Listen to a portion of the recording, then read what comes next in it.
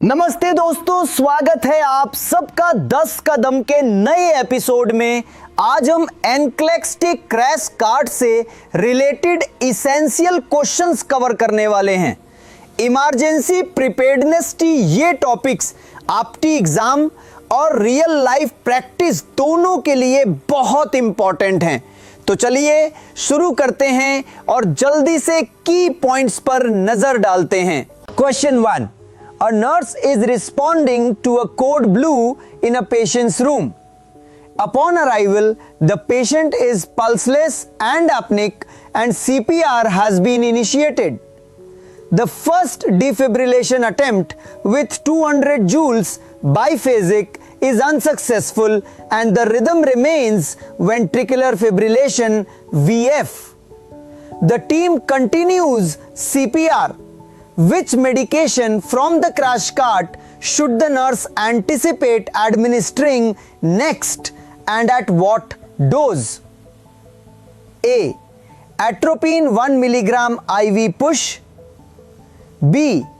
Epinephrine 1 mg IV push. C. Amiodarone 300 mg IV push. D. Sodium bicarbonate 1 मिली कुपडेड पिरोग्राम IV push. Correct answer B. Explanation, ventricular fibrillation VF एक shockable rhythm है। ACLS advanced cardiovascular life support guidelines के according successful defibrillation attempts के बीच epinephrine एक vasopressor है जो मायोकार्डियल कॉन्ट्रैक्टिलिटी और कोरोनरी परफ्यूजन प्रेशर को इंक्रीज करता है। VF या पल्सलेस VT में पहले शॉक के बाद CPR कंटिन्यू करते हुए एपिनेफ्राइन 1 mg IV पुश हर 3-5 मिनट्स में एडमिनिस्टर किया जाता है। एंटी एरिथमिक्स जैसे एमियोडरोन यूजुअली सेकेंड और थर्ड शॉक के बाद कंसीडर किए जाते हैं एपिनेफ्राइन के बाद।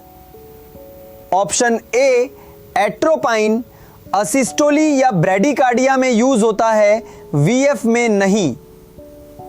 ऑप्शन सी एमियोडरोन एक एंटी एरिथमिक है जो रिफ्रैक्टरी VF और PVT में एपिनेफ्राइन और शॉक्स के बाद दिया जाता है, पर एपिनेफ्राइन फर्स्ट लाइन ड्रग है after initial unsuccessful defibrillation. Option D sodium bicarbonate routine cardiac arrest में रिकमेंडेड नहीं है, ओनली स्पेसिफिक सिचुएशंस जैसे प्री एग्जिस्टिंग मेटाबॉलिक एसिडोसिस या हाइपरकैलेमिया में यूज होता है। Question 2, A 6-month-old infant weighing 7 kg suddenly becomes unresponsive and apneic. CPR is initiated. The resuscitation team needs to administer epinephrine. Using the Brozilo tape, the nurse determines the appropriate color zone for this infant. What dose of epinephrine should the nurse prepare from the crash cart for intravenous administration? A 0.01 mg 1:10,000 solution 0.1 ml. B 0.07 mg 1:10,000 solution 0.7 ml. C 0.1 mg 1:10,000 solution 1 ml. D 0.7 mg 1:1000 solution 0.7 ml. Correct answer B. Explanation, paediatric emergencies में Broselow tape एक weight based colour coded system है जो equipment size और medication dosages determine करने में help करता है। Epinephrine का standard paediatric IV dose 0.01 mg पर किलोग्राम है। इस इन्फेंट का वेट 7 kg है, तो कैलकुलेशन होगा 0.01 mg पर kilogram into 7 kg is equal to 0.07 mg। Epinephrine commonly 1/10,000 solution 0.1 mg पर MLR में अवेलेबल होता है। तो 0.07 mg एडमिनिस्टर करने के लिए वॉल्यूम होगा 0.07 mg बाई 0.1 mg पर ml is equal to 0.7 ml। Option A 0.01 mg 1 kg के इन्फेंट के लिए होगा। ऑप्शन सी 0.1 mg 10 kg के इन्फेंट के लिए होगा। Option D 0.7 mg of 1/1000 dangerously high dose होगा। 1/1000 सॉल्यूशन कंटेन्स 1 mg पर ml, so 0.7 ml is equal to 0.7 mg। Paediatric resuscitation में 1/10,000 कंसंट्रेशन यूज होती है। Question 3, following a successful resuscitation and stabilization of a patient, the nurse is responsible for replenishing the crash cart. Which action is most critical to ensure the cart is ready for the next emergency while adhering to institutional policy? A. Replacing all used medications and supplies immediately from the central supply. B. Performing a complete inventory check of all items regardless of whether they were used. C.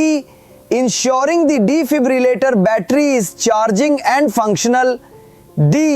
Applying a new tamper evident seal to the cart after all items are restocked and checked. Correct answer B.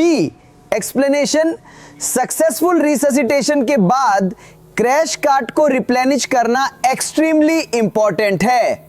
सबसे most critical action है applying a new tamper evident seal after all items have been restocked and verified. ये seal ensures करता है कि cart complete है और कोई भी आइटम मिसिंग या एक्सपायर्ड नहीं है जब तक नेक्स्ट इमरजेंसी ना हो।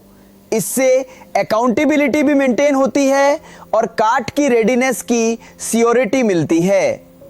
ऑप्शन ए replacing used medications immediately important है, पर इससे पहले इन्वेंट्री चेक और वेरिफिकेशन भी जरूरी है।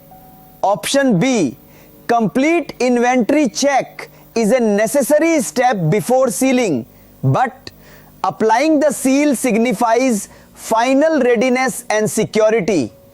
Option C defibrillator battery check daily routine maintenance का पार्ट है और पोस्ट कोड चेक में भी कंफर्म किया जाता है, पर सील फाइनल कंफर्मेशन है कि कार्ट रेडी है for use. Question 4, during a daily crash cart check a nurse notes that the tamper evident seal is intact but a package of laryngoscope blades appears to have been opened. All other items are present and within their expiration dates. What is the priority nursing action? A. Document the finding and proceed with the rest of the daily check. B. Replace the opened laryngoscope blades and reseal the cart. C. Immediately notify the nurse manager or charge nurse about the broken integrity. D. Apply an additional tamper evident seal over the existing one. Correct answer C. Explanation: crash cart पर temper evident seal का purpose ये confirm करना है कि cart के contents intact और ready for use है। अगर सील इंटैक्ट है लेकिन a package inside appears opened, तो ये ब्रीच ऑफ इंटेग्रिटी का साइन है। ये इंडिकेट करता है कि किसी ने कार्ट को ओपन किया होगा और सील को इम्प्रॉपर से रिप्लेस किया होगा, या कोई आइटम यूज किया होगा और रिप्लेस नहीं किया। इस सिचुएशन में immediately notify the nurse manager और चार्ज नर्स प्रायोरिटी है, ताकि प्रॉपर इन्वेस्टिगेशन हो सके और कार्ट की कंप्लीट रेडीनेस वेरीफाई की जा सके या कार्ट को रिप्लेस किया जा सके। Option A document and proceed unacceptable है because patient safety is compromised. Option B replace and reseal premature है। Before replacing, it's crucial to understand why it was opened and if any other issues exist. Option D, apply additional seal, problem को hide करेगा और underlying issue को address नहीं करेगा. Question 5. A patient in cardiac arrest requires immediate defibrillation. The defibrillator on the crash cart is turned on, but the nurse finds that the paddles are not charging beyond 50 joules. The patient remains in ventricular fibrillation. What is the most appropriate nursing intervention in this scenario? A. Continue CPR and wait for the defibrillator to charge fully. B. Use a manual external defibrillator from a nearby unit if available. C. Increase the joule setting to the maximum and attempt to deliver the shock. D. Attempt synchronized cardioversion with the available 50 joules. Correct answer B. Explanation. Ventricular fibrillation VF एक life threatening arrhythmia है जिसमें immediate defibrillation की जरूरत होती है. अगर primary defibrillator माल function कर रहा है और फुल चार्ज डिलीवर नहीं कर पा रहा है, जैसे यहां 50 जूल्स पर स्टक है जो VF के लिए इनसफिशिएंट है, तो getting another functional defibrillator from a nearby unit सबसे अप्रोप्रिएट और क्रिटिकल एक्शन है. CPR को अनइंटरप्टेडली कंटिन्यू करना चाहिए जब तक फंक्शनल डिफिब्रिलेटर अवेलेबल ना हो. Option A, wait for full charge, is not an option if the device is malfunctioning and won't charge further. Delay in defibrillation decreases survival rates. Option C, increase joule setting, pointless है क्योंकि device charge ही नहीं हो रहा beyond 50 joules. Option D, attempt synchronised cardioversion, गलत है. VF non synchronised shock requires करता है. सिंक्रोनाइज्ड कार्डियोवर्जन सिर्फ स्पेसिफिक टैकीएरिथमियाज के लिए होती है with a pulse. Question 6. During a code the physician requests intravenous access but all peripheral attempts fail. The nurse anticipates the need for an intraosseous line. Which item on the crash cart is specifically designed for rapid, secure IO access in an adult patient? A. 20 gauge angiocatheter. B. Central venous catheter kit. C. IO drill or needle system. D. Large bore 14 gauge IV catheter. Correct answer C. Explanation. Cardiac arrest में अगर peripheral intravenous IV access achieve नहीं हो पाता तो intraosseous IO access एक rapid और reliable alternative है for administering medications and fluids.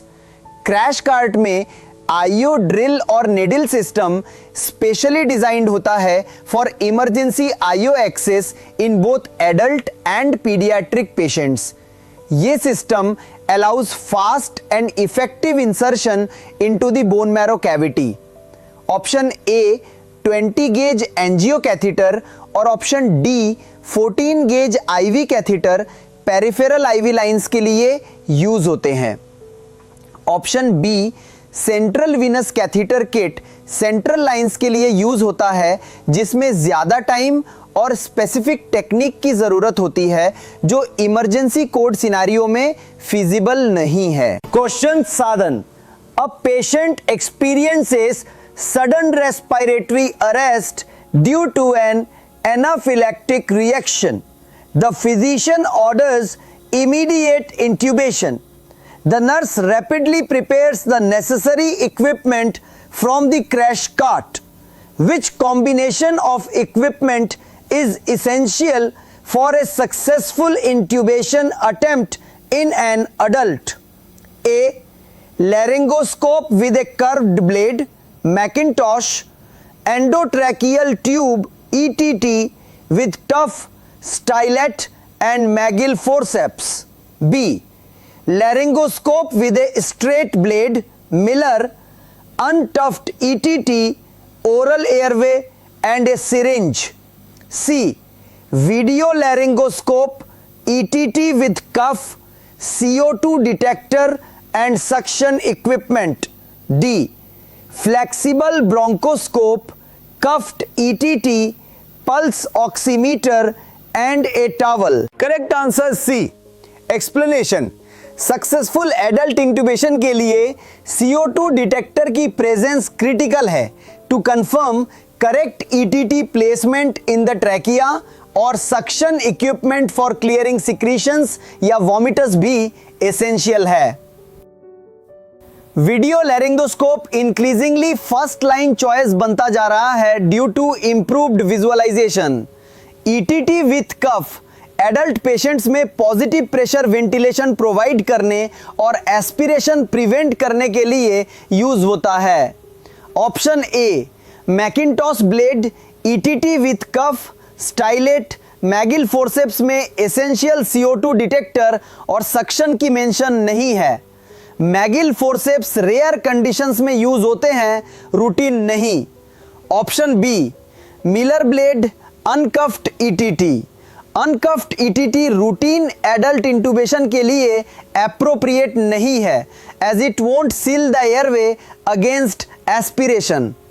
Option D flexible bronchoscope typically for difficult airways या प्लान। नेद प्रोसीजर्स में यूज होता है। इमीडिएट इमरजेंसी इंट्यूबेशन के लिए फर्स्ट चॉइस नहीं। पल्स ऑक्सीमीटर इंपॉर्टेंट है पर एसेंशियल इक्विपमेंट लिस्ट में CO2 डिटेक्टर ज्यादा डायरेक्ट है for ETT placement verification. Question 8. The charge nurse is conducting an audit of crash cart medication expiration dates. They find several medications expiring in 1 month, including vials of adenosine and dextrose 50%. The hospital policy dictates that medications should be rotated out of the crash cart at least 3 months prior to their expiration date. What is the most appropriate action the charge nurse should take? A. Allow the medications to remain until 1 week before their expiration date to avoid waste. B. Immediately remove and replace the expiring medications with new stock. C. Document the finding and notify pharmacy to replace the medications during their next scheduled cart exchange. D.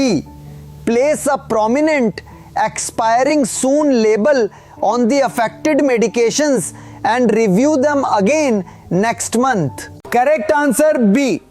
Explanation. Crash cart medications की expiration dates को strictly adhere करना patient safety के लिए Paramount है। Hospital policy specify करती है कि medications को 3 months prior to expiration date replace करना चाहिए। जब मेडिकेशंस ऑलरेडी 1 मंथ में एक्सपायर हो रहे हैं तो ये पॉलिसी का वायलेशन है और इमीडिएटली रिमूव एंड रिप्लेस करना सबसे एप्रोप्रिएट एक्शन है।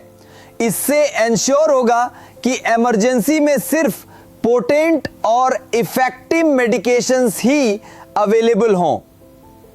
Option A allow to remain directly violates policy और पेशेंट सेफ्टी को जेपर्डाइज करता है। Option C notify pharmacy for next scheduled exchange delay कर सकता है रिप्लेसमेंट में और इमरजेंसी में एक्सपायरिंग मेडिकेशंस यूज हो सकते हैं। Option D labelling expiring soon policy का कंप्लायंस नहीं है और स्टिल एक्सपायरिंग मेडिकेशंस को कार्ट में रखता है। इनका जी question 9 a nurse is participating in a mock code scenario.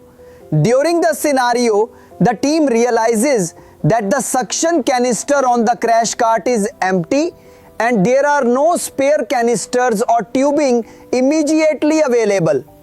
What systemic issue does this specific finding highlight about crash cart management? A. Lack of staff familiarity with crash cart contents. B. Inadequate supply chain management for medical consumables. C. Breakdown in the daily crash cart check protocol. D. Insufficient funding for crash cart equipment. Correct answer C. Explanation: crash carts की readiness daily crash cart checks पर depend करती है। हर shift में या as per policy cart को check किया जाता है to ensure all items are present, functional और विद इन एक्सपायरी डेट्स। अगर सक्शन कैनिस्टर एम्प्टी है और स्पेयर्स नहीं है तो ये क्लियरली इंडिकेट्स करता है कि daily crash cart check protocol में ब्रेकडाउन हुआ है। एक डिलीजेंट चेक में सक्शन इक्विपमेंट की फंक्शनैलिटी और readiness, canister level, tubing attachment verify की जाती है। Option A, lack of staff familiarity is possible, but the primary issue here is the state of the cart itself, not knowledge of its contents. Option B, inadequate supply chain could be a contributing factor, but immediate problem is that the cart was not checked properly. Logical, अगर supply chain issue है तो भी check में पता चल जाना चाहिए था। Option D, insufficient funding may be a hospital-wide issue but doesn't directly explain why an empty canister wasn't caught in a routine check. Question 10. A patient presents to the emergency department with severe bradycardia, HR 35 BPM and hypotension, BP 70/40 mmH mergy, unresponsive to initial fluid resuscitation. The physician orders atropine. The nurse retrieves the atropine vial from the crash cart. What is the initial dose of atropine for an adult patient in this situation and what is its primary mechanism of action? A. 0.5 milligram IV push increases cardiac contractility. B. 0.5 milligram IV push blocks vagal stimulation to the heart. C. 1 milligram IV push increases peripheral vascular resistance. D. 1 milligram IV push enhances electrical conduction through the AV node. Correct answer B. Explanation: severe bradycardia with hemodynamic instability में atropine first line drug है। Atropine का initial adult dose 0.5 mg IV push है जो हर 3-5 minutes में repeat किया जा सकता है, तो a maximum total dose of 3 mg। Atropine एक एंटी कोलिनर्जिक एजेंट है जो blocks vagal parasympathetic stimulation to the heart. इस वेगल ब्लॉकेट से हार्ट रेट इंक्रीज होती है। Option A, increases cardiac contractility, गलत है। एट्रोपाइन का प्राइमरी एक्शन कॉन्ट्रैक्टिलिटी इंक्रीज करना नहीं है। Option C, 1 mg IV push increases peripheral vascular resistance, गलत है। एट्रोपाइन का इनिशियल डोज 0.5 mg है और इसका primary action peripheral vascular resistance increase करना नहीं है। Option D, 1 mg IV push enhances electrical conduction, गलत है। एट्रोपाइन वेगल इफेक्ट को ब्लॉक करके एवी नोडल कंडक्शन को इनडायरेक्टली इंप्रूव करता है, पर प्राइमरी मैकेनिज्म वेगल ब्लॉकेड है और इनिशियल डोज 0.5 mg है। वीडियो पसंद आया हो तो इससे लाइक करें, शेयर करें और चैनल नर्स विकी को सब्सक्राइब करना ना भूलें।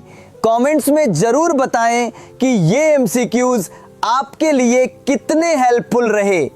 मिलते हैं नेक्स्ट वीडियो में एक नई टॉपिक के साथ। तब तक keep learning and stay awesome.